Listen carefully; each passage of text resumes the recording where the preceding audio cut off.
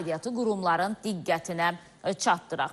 Ət kəsimi məntəqələrində nöqsanlar aşkarlanır. Belə ki, ölkəmizdə heyvan mənşəli xəstəliklərin qarşısının alınması məqsədi ilə keçirilən reyd zamanı Nizami rayonunun müxtəlif ərazilərində fəaliyyət göstərən kəsim məntəqələrində bir sıra nöqsanlar aşkar edilib. Reyddə Qida Təhlükəsizliyi Agentliyi, polis və icra hakimiyyətinin əməkdaşları iştirak ediblər.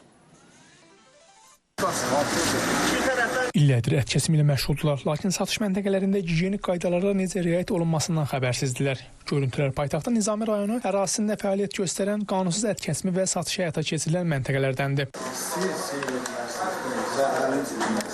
Reyd zamanı bir sıra nöqsanlar aşkarlandı. Məsələn, bu ət satışı məntəqəsinin qəssabı Qida Təhlükəsizliyi Agentliyinin əməkdaşlarına yeni adı ilə köhnə baytarlıq sənədini təqdim etdi. Hər gün mal kəsilir.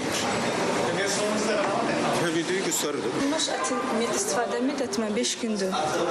Bundan sonra onun qanunsuz ət kəsimi həyata keçirdiyi məlum oldu. Ümumiyyətlə, bu məntəqədə, bu şəraitdə ət kəsimi təkcə təhlükəli deyil, eyni zamanda qanunsuzdur. Elə nə baytarlıq sənədi var, nə də gigiyenik qaydalara riayət olunur. Hazırda digər məntəqələrdə olduğu kimi burada da Qida Təhlükəsizliyi Agentliyinin əməkdaşları tərəfindən ətin satışı dayandırıldı. Ətlərdən nümunə götürülərək laborator analizlər aparılacaq. Bu məntəqələrdə isə reydin keçirilməsindən xəbərdar olan qəssablar hazırlıqlı idilər. Reydin keçiriləcəyini bilən məntəqənin rəhbəri və qəssab əti yığışdıraraq özləri isə ərazidən uzaqlaşdırıblar.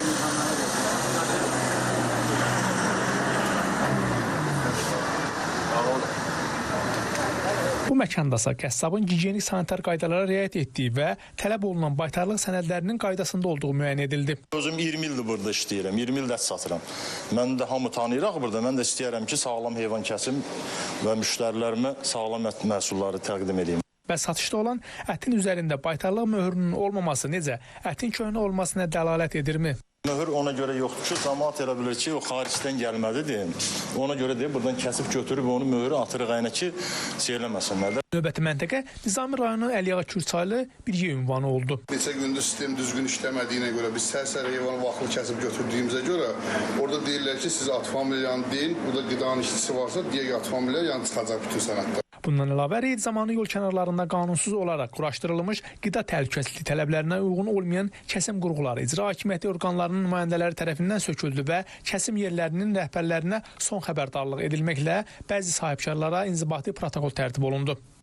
Nizami rayonu ərazisində keçirdiyimiz bu 6 ət satış mağazasında üçünün yəni bağlayaraq qaçdığını müəyyənləşdirdik.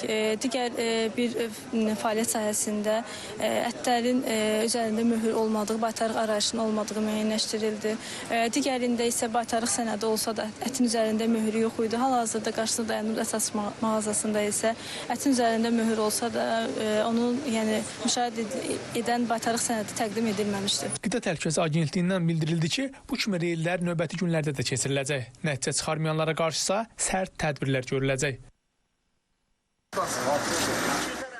Hər birimiz ət alırıq, qazana əti atırıq və bişiririk. Onun sağlam heyvanın əti olması mütləq şəkildə vacibdir. Düzdür, indi burada bəzilərində sənəd yox idi və yaxud da ki, möhür yox idi, nə yox idi, biri var idi, biri yox idi. Amma gördünüz, bir orada ət kəsim məntəqəsi var idi ki, həmin insan deyir ki, mən yəni 20 ildir bu işlə məşğulam, alıcılarımı allatmaram heç bir zaman. Əslində, təkcə bizi yox, o xəstə heyvanı satanlar və yaxud da ki, baytarlıq sənədə olmayan heyvanı satanlar birinci özlərini alladılar, ondan sonra da digər alıcıları.